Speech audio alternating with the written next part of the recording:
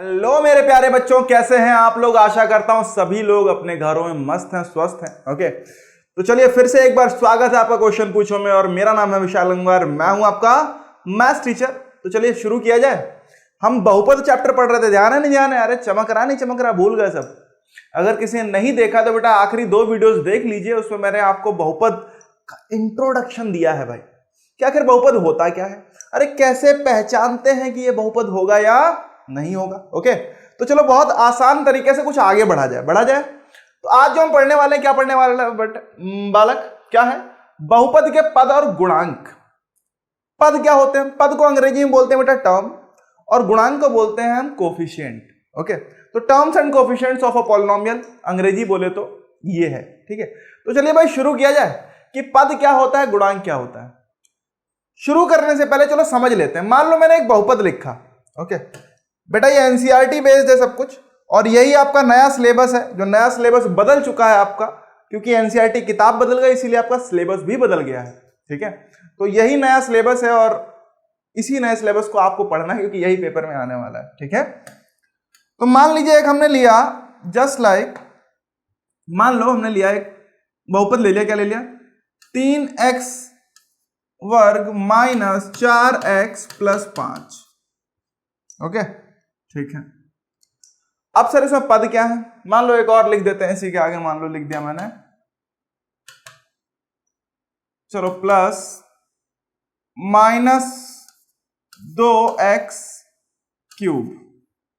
ठीक, घन लिख दिया, x की घात 3 कर दी। तो बेटा ध्यान से देखो क्या है, माइनस 2x की घात 3 प्लस 3x की घात 2 माइनस 4x प्लस 5।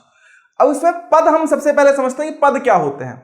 तो समझिए बेटा, पद होता क्या है कि जो भी भाग, बहुपद का जो भी भाग प्लस या माइनस चिन्हों से पृथक रहता है, प्लस या माइनस चिन्हों द्वारा पृथक रहते हैं, उनको बेटा हम पद बोलते हैं। जैसे ये माइनस हो, ये प्लस हो गया। ठीक, ये एक माइनस इधर लगा हुआ, ये तो खैर पहले ही है, हटा ही दो। लेकिन एक चीज ध्यान रखिएगा, चिन्ह के साथ लेंगे। वैसे तो प्लस होना चाहिए कि जो भी धनात्मक चिन्ह द्वारा पृथक होता है उसे हम क्या बोलते हैं? उसे हम पद बोलते हैं। समझ में आ रहा नहीं आ रहा? मतलब क्या है, अगर मैं इसके पद बोलूं तो बस आपको यह देखना है कि भाई किसमें प्लस और किसमें माइनस चिन्ह। प्लस माइनस चिन्ह से जो भी अलग हुआ होगा वो पद कहलाएगा। देखो मतलब क्या है, इसका पहला पद बोले और चिन्ह के साथ, हमेशा ध्यान रखिएगा चिन्ह के साथ लेना है आपको। बहुत सारी किताबों में गलत लिखा हुआ है कि चिन्ह नहीं उसमें लिखा हुआ है, लेकिन आपको ध्यान रखना है चिन्ह के साथ। ये वाला अगर पहला देखें तो प्लस से, एक ये इधर पद है, एक ये इधर पद होगा प्लस का, तो इधर वाला क्या है? चिन्ह के साथ। तो बेटा हम कह सकते हैं इसमें माइनस 2x स्क्वायर इसका पहला पद हो गया। ठीक, दूसरे पद की बात करेंगे, ये घात 3 है। दूसरे पद की बात करें तो क्या है? 3x की घात 2। अब देखो इसके पहले जो चिन्ह लगा है वो प्लस का लगा, धनात्मक लगा हुआ है, लगा है। अब अगर ये धनात्मक लगा है तो धनात्मक चिन्ह लगाने का कोई मतलब तो होता नहीं, क्योंकि अगर मैं लिखूं भी प्लस 3x की घात 2 और अगर प्लस हटा भी दूं तब भी बात वही है, माना ये धनात्मक ही जाएगा। जाएगा नहीं जाएगा? तो इसीलिए बेटा धनात्मक चिन्ह लिखो या ना लिखो बात बराबर है, लेकिन ऋणात्मक चिन्ह आपको लिखना पड़ेगा। यहां पे देखें क्या है बेटा, 4x। तो बेटा क्योंकि इसके आगे चिन्ह कौन सा लगा है? माइनस का, तो ये हो जाएगा माइनस का 4x। अगला क्या हो जाएगा? 5। समझ में आ गया नहीं आ गया? तो ये हो गए हमारे इसके पद। ओके, तो ये होगा पद। पद क्या कौन से होगा? ये इतने आपको पद मिल गए, माइनस 2x की घात 3, 3x स्क्वायर माइनस का 4x और 5। समझ में आ गया बेटा? तो चलिए पद लिख लीजिए जल्दी से कि भाई पद क्या होता है। लिख लीजिए पद, या फिर बोले टर्म। अंग्रेजी में इसे बोलते हैं बेटा टर्म, टर्म्स लिख। क्या होते हैं बालक समझ लीजिए, आइए भाई। तो लिखिए, बहुपद का वह भाग, बहुपद का, बहुपद के वे भाग जो धनात्मक तथा ऋणात्मक, प्लस तथा माइनस, प्लस माइनस समझो, धनात्मक ऋणात्मक समझो, जो समझो समझ लो। ठीक है, तो धनात्मक तथा ऋणात्मक चिन्हों द्वारा चिन्हों द्वारा पृथक। पृथक का मतलब समझते हो ना? अरे पृथक का मतलब होता है बेटा अलग, ठीक है, अलग होते हैं,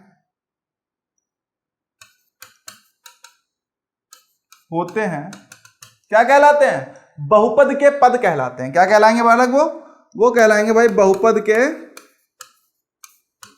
पद कहलाते हैं, ठीक है। तो बेटा यही आपको कहलाएगा कि जो भी प्लस तथा माइनस, लेकिन एक चीज आपको याद रखनी है, चिन्हों द्वारा पृथक रहते हैं उन्हें हम बहुपद के पद तो बोलते हैं, लेकिन चिन्ह के साथ बोलेंगे। किसके साथ? यहां पे जब बहुपद के पद लिखो तो आप ध्यान रखिएगा यहां पे क्या होगा? चिन्ह के साथ। यह आपको याद रखने की चीज है, ठीक है। वैसे तो सिर्फ प्लस चिन्ह होना चाहिए। क्या होना चाहिए? प्लस चिन्ह। लेकिन प्लस तथा माइनस दोनों समझ लो, आसान रहेगा। वरना बोलोगे सर यहां तो माइनस आ गया, प्लस तो है ही नहीं।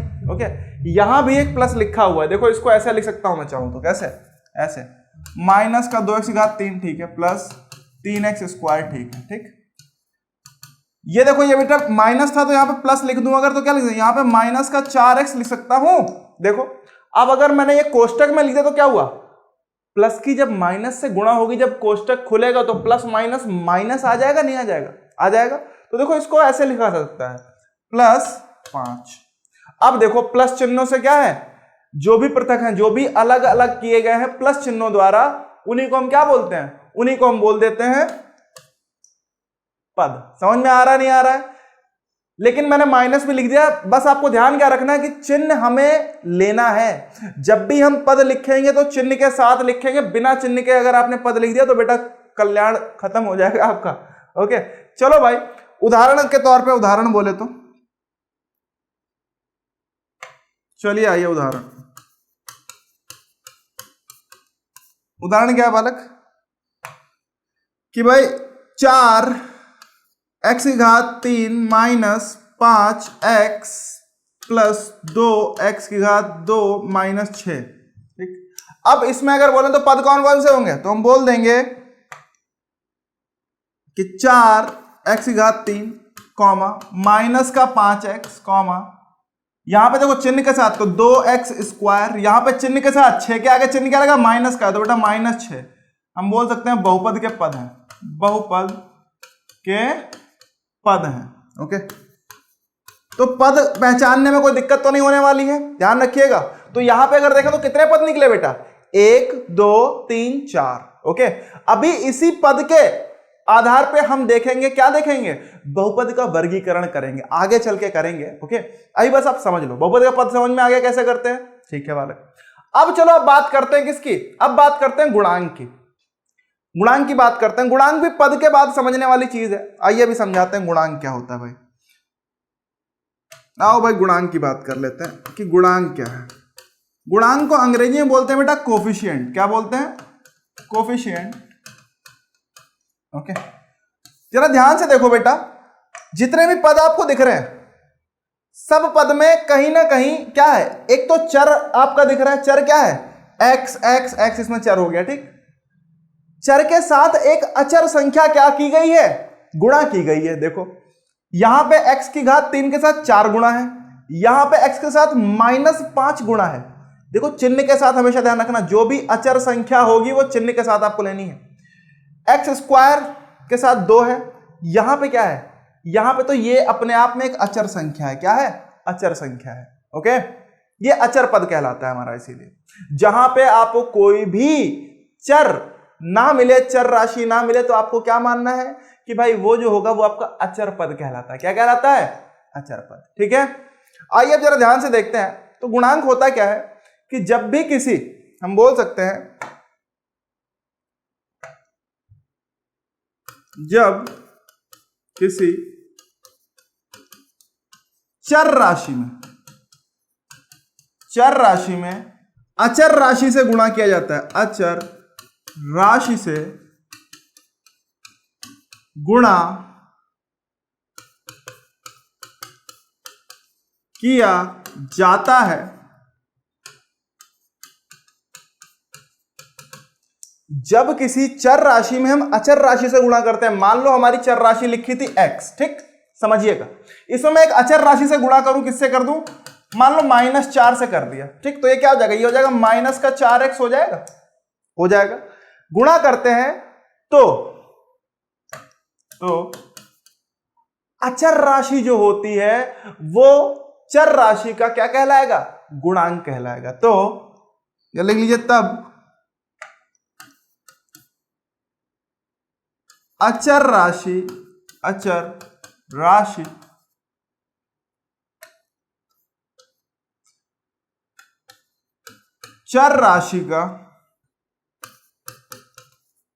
राशि का गुणांक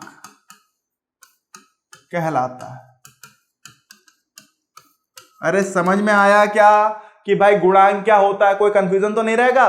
बहुत सही बेटा, ओके, समझ में आ गया पक्का। और आपके बहुपद में जितने भी पद होंगे उन सब का कोई ना कोई गुणांक होगा, ध्यान दीजिए, हर पद में कोई ना कोई गुणांक होगा ही होगा, ठीक है। तो लिख लीजिए कि बहुपद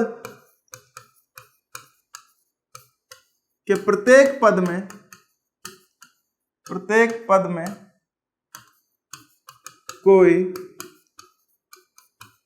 गुणांक होगा, ठीक है। अब उदाहरण बोले तो उदाहरण, आइए भाई,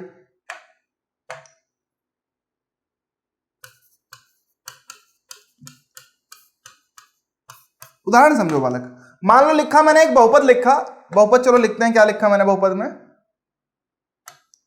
बहुपद लिख दिया 3x³ minus 2x² plus 5x4 -6 या -2, चलो मान लो, ठीक, सही है। अब समझो बेटा, अब मैं आपसे पूछूंगा, ये चलो -2x, चलो +2 कर दे रहा हूं, ठीक है, +2x -6, ठीक, अब खुश। अब जरा ध्यान से देखो, इसमें मैं गुणांक अब आपको कैसे अलग अलग, हर पद का, मैंने क्या बोला, जितने पद होंगे सब में कोई ना कोई गुणांक होगा, ध्यान दीजिए। अब पद बोले तो यहां पे पद क्या है, ये अलग अलग पद हैं, पहले पद देख लेते हैं कौन कौन से हैं, मैं आपको समझा रहा हूं, समझिएगा। तो पहले पदों की बात करते हैं, चलो पद यहां पे कौन कौन से हैं, थोड़ा पद बताओ जल्दी से, चलो भाई पद बताओ, अपनी कॉपी में करो बालक, अरे कर दो यार, जल्दी से करो, अपनी कॉपी में करो। कर लिया?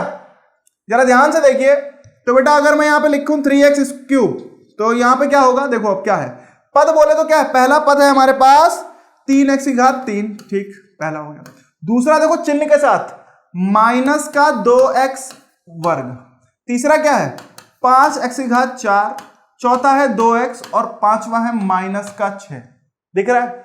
हर पद का अपना एक गुणांक होता है, कैसे पता चलेगा, अचर संख्या के, मतलब जो भी चर संख्या के साथ अचर संख्या आपने गुणा की होगी वही होगी। तो देखो बेटा यहां पे अब मैं गुणांक लिखने जा रहा हूं, किसका, जैसे मान लो यहां पे x³, सबसे पहला x³ लिखा है, तो x³ का गुणांक, जरा ध्यान से देखिएगा, समझने की बात है, ओके। वैसे उसके बाद आगे लिखते जा रहा हूं, किसका लिखने जा रहा हूं, x² का भी गुणांक लिखेंगे, ठीक है, फिर x4 का गुणांक है, फिर है बेटा x का गुणांक, फिर हमारा अचर पद होगा, अचर पद में भी हम समझेंगे क्या कहने वाला हूं, समझिएगा। अब x3 का गुणांक देखो बेटा, x3 जो है उसके साथ आपको क्या देखना, संख्या क्या है, जो भी अचर संख्या हो वही गुणांक है, तो बेटा क्या संख्या 3, तो बेटा 3 हो गया ये, ठीक। x² के साथ कुछ लोग बोलेंगे सर संख्या तो 2 है, अरे संख्या 2 नहीं बेटा, -2 है, क्या है, -2, अरे बोलो भैया, बउआ बोलो बालक, तो बेटा क्या होगा, -2 हो जाएगा बालक, समझ में आ रहा है पक्का, तो -2 होगा। अगला बोले तो x4 में क्या है, 5 गुणा है, तो 5 इसका गुणांक हो गया। x के साथ क्या गुणा है, 2 गुणा है, तो बेटा ये 2 हो गया, ओके। अब जरा ध्यान से देखो, जो अचर पद होता है, जो भी अचर पद होता है, जैसे यहाँ पे -6 हमारा एक अचर पद है सर, अचर पद के साथ हम चाहें तो x0 गुणा कर सकते हैं, क्योंकि x0 का मान होगा 1 और -6 की गुणा अगर 1 से होगी, ये क्या हो जाएगा, -6 गुणा 1 बराबर -6 ही तो रह जाएगा। तो बेटा अब अगर मैं x0 का आपको गुणांक पूछूं, हमेशा ध्यान रखिएगा x0 का गुणांक कोई पूछे तो ये मत बोलना कि x की घात 0 तो है ही नहीं। अरे बेटा जो आपका अचर पद लिखा है उसमें मान लेना कि x की घात 0 गुणा है, ठीक है। तो बेटा क्या आएगा, ये हो जाएगा हमारा -6। समझ में आ गया? पक्का पक्का ना, कोई कंफ्यूजन तो नहीं है? ठीक है बेटा, तो ये हमारे गुणांक कहलाते हैं। इस तरीके से आप गुणांक निकाल सकते हो। समझ में आ रहा है? मान लो तो हम कह सकते हैं कि हमारा जो ये होता है कि बहुपद जो हमारा क्या था, ax² plus bx plus c, इसमें अगर मैं बोलूं ax² plus bx plus c, तो इसमें x² x और c क्या है आपको बताना है। a b c क्या है, x² के साथ a जो आ रहा है वो क्या है, x के साथ b जो आ रहा है वो क्या है, c क्या है। तो जरा ध्यान से देखो बेटा, तो हम कह सकते हैं यहां पे कि x², पहले तो पद देखें तो पद यहां पे हमें क्या मिलेंगे, पद मिलेंगे बेटा ax², bx और c, ये 3 पद मिल गए। ओके, और c जो होता है हमारा बेटा, ये जो c होता है ये होता है हमारा अचर पद। क्या कहलाता है, अचर पद। अरे समझ में आ रहा है ना, दिमाग में जा रहा है पक्का, ये अचर पद कहलाता है। तो बेटा हम कह सकते हैं कि x² का गुणांक क्या होगा बालक यहां पे, तो बेटा a जो होता है वो हमारा x² का गुणांक हो जाता है। x का गुणांक क्या होगा बालक, ये b हो जाएगा, और x की घात 0 का गुणांक क्या होगा, ये c हो जाएगा। समझ में आया? या फिर बोलो या फिर एक अचर पद है, ठीक है। कोई कंफ्यूजन, कोई डाउट नहीं है ना, पक्का? चलो बहुत बढ़िया बालक। तो चलो एक सवाल करो इसी बात पे, आपके लिए एक सवाल हमारे पास है, करेंगे? आइए,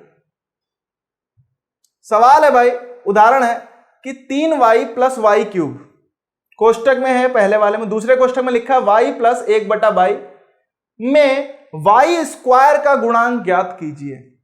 ओके, अब देखो हो सकता है कितने लोग कर लेंगे जल्दी से, कुछ लोग पहले वीडियो पॉज करो बेटा, करना शुरू करो इसको। अब y² का गुणांक निकालो, ठीक, कोशिश करो वीडियो पॉज करके कोशिश करो अपने आप। ओके, क्योंकि देखो आपकी कोशिश करना बहुत जरूरी है बालक। ओके, मैं तो समझा दूंगा, मैं तो ही बता दूंगा, लेकिन आपको कितना आ रहा है ये तो तब पता चलेगा ना जब आप खुद कोशिश करोगे। ठीक, तो कोशिश करते रहा करो, गणित है ये, ठीक है।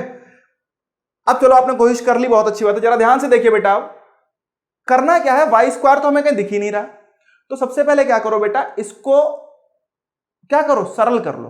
ओके, इसको गुणा कर लेते हैं। जरा ध्यान से देखिए बेटा, कोष्टक खोलते हैं, पहले वाले कोष्टक से दूसरे वाले कोष्टक की गुणा करते हैं। कैसे होती है, एक कोष्टक को खोलो, दूसरे कोष्टक को वैसा ही रहने दो। मतलब क्या है, मैं बोल सकता हूं पहले वाले को लिख सकता हूं 3y, हल कर रहा हूं ध्यान दीजिएगा भाई, तो 3y मैंने लिया। ओके, और दूसरा था y प्लस 1/y, ठीक है, प्लस का y क्यूब बचेगा, y की घात 3, और यहां आ गया बेटा y प्लस 1/y, ठीक है भाई।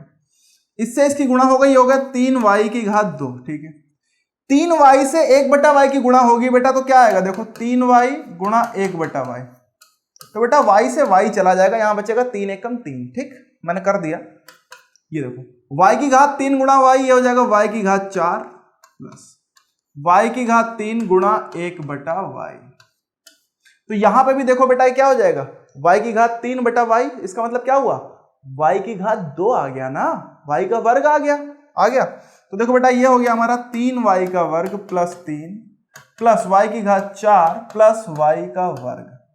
देखो बेटा y का वर्ग यहां पे भी, y का वर्ग यहां पे भी है, 3y का वर्ग प्लस यहां पे जब कुछ ना लिखा है तो इसका मतलब क्या है, 1 है बालक, 1। ओके, तो यहां पे हाँ ये अभी समझाऊंगा। ओके, अभी चलो अभी समझते हैं। y 1 है, इसका मतलब क्या है, 1। अब जरा ध्यान से देखो तो क्या हो जाएगा, ये हो जाएगा हमारे पास, हम बोल सकते हैं y की घात 4 प्लस, ये 4 हमारा पहले आ गया, ठीक, 3y² प्लस y², तो ये हो जाएगा भाई 3y² प्लस y² प्लस 3। तो बेटा ये हो गया y की घात 4 प्लस 4 y की घात 2 प्लस 3। अब हमें निकालना किसका गुणांक था, देखो गुणांक चाहिए था हमें y की घात 2 का चाहिए था। अब देख लो भाई y की घात 2 के साथ जो भी संख्या आपने गुणा कर रखी है वही आपका क्या हो जाएगा, गुणांक हो जाएगा। क्या हो जाएगा बालक, गुणांक हो जाएगा। तो यहां से हम क्या बोल सकते हैं, हम बोल सकते हैं कि भाई y की घात 2 का जो गुणांक है वो क्या है बालक, हम बोल सकते हैं कि y की घात 2 का गुणांक जो होगा वो क्या हो जाएगा आपका ये हो जाएगा 4। समझ में आ गया? और ये हो गया अंततः आपका हल। तो पहले आपको जब भी ऐसा कोई सवाल मिले आपको सरल करना है, ठीक है, और इससे ज्यादा कुछ आपसे पूछा भी नहीं जाएगा, ठीक है।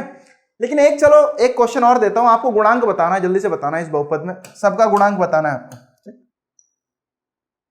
चलो मैं पूछ लूंगा, आपको उनका बताना होगा। मान लो एक बहुपद दिया हुआ है, px बराबर दिया था -3x3 plus x2 minus x plus 4, ठीक।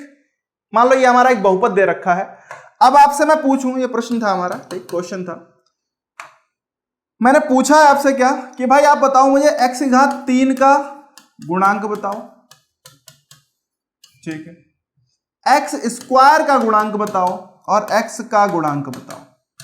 जल्दी से बता दो कि भाई इनका गुणांक क्या होने वाला है, जल्दी से बताइए। देखो बहुत साधारण तरीके से आपको नजर आ रहा हो क्या कि x3 का अगर गुणांक बोले तो क्या है, -3 दिख रहा है चिन्ह के साथ। अब x² के साथ आपको कुछ नहीं दिख रहा तो बच्चे बोल देते हैं सर 0 है, कुछ है ही नहीं वहां पर। बेटा हमेशा ध्यान रखिएगा इसका गुणांक 0 नहीं है, ओके। चलो एक और चीज पूछूंगा यहां पे मैं आपसे, x4 का गुणांक, ठीक। अभी सब कुछ क्लियर हो जाएगा, ओके। तो जब भी आपके पास पद लिखा हो उसके आगे कुछ ना लिखा हो, जैसे यहाँ पे x² वाला तो आपको दिख रहा है लेकिन उसके आगे कुछ दिख नहीं रहा, तो बेटा इसका मतलब होता है कि अगर मैं 1 से x² की गुणा करूं तो इसका मतलब क्या है, x² ही तो होता है। मतलब उस संख्या की गुणा किससे हुई है, 1 से हुई है। किससे हुई है, 1 से। तो अगर कोई संख्या उसके सामने कोई अचर पद, आपको कोई भी अचर राशि नहीं दिख रही है तो आपको यह मान लेना है कि भाई वहां पे क्या है, उसका जो गुणांक होगा वो होगा बेटा 1। समझ में आ गया? चिन्ह के साथ यहां पे प्लस था तो ये +1 हो गया। x के साथ अगर देखें तो बेटा यहां पे -x लिखा है, इसका मतलब क्या है, माइनस है, क्योंकि -1 गुणा x² करोगे तो इसका मतलब हो गया माइनस का x²। समझ में आ रहा है? तो इसीलिए बेटा ये हो गया -1। अब अगला देखो क्या बोला, x4 का गुणांक बताओ। क्या बताओ, x4 का गुणांक कैसे निकालें भाई? सर यहां तो पद ही नहीं दिख रहा x4। बेटा जो पद ना दिखे ना, हो ही ना, मान लो x4 कहीं दिख ही नहीं रहा, इसका मतलब क्या है, मैं चाहूं तो यहां लिख सकता हूं, क्या लिख सकता हूं कि +0 गुणा x4 लिख दूं, क्योंकि 0 से गुणा होगी अगर इसकी तो 0 हो जाएगा ये। तो अचर संख्या क्या दिखी आपको, अचर राशि क्या मिली, 0 मिली या नहीं मिली, मिली। तो इसीलिए बेटा जो आपको पद दिखे ही ना उसका जो गुणांक होता है वो हमेशा 0 होता है, ध्यान रखिएगा, ठीक है, पक्का। तो गुणांक के सवाल अब कोई गलत तो नहीं होंगे मेरे हिसाब से। मैंने इतना बता दिया आपको गुणांक में कि हाँ भाई आपसे कुछ गलत नहीं होने वाला, आप सबके गुणांक निकाल सकते हो, ठीक है। एक नंबर में बेटा ऐसे सवाल मिलेंगे आपको, तो गलती मत करिएगा। और अगर अभी तक चैनल सब्सक्राइब नहीं किए हो बेटा तो कर लीजिए, किसका इंतजार कर रहे हो बालक। आपके लिए बहुत ही मजेदार सी चीजें बहुत ही अच्छे तरीके से पढ़ाने की कोशिश की जा रही है, ओके। तो चैनल को सब्सक्राइब करें जिससे कि आपके पास सारी वीडियोस प्रॉपर टाइम से पहुंच जाए, सारे नोटिफिकेशंस आपके पास पहुंच जाए और आपकी पढ़ाई में कोई बाधा ना आने पाए, ओके। तो चलिए मिलते हैं अगली क्लास में।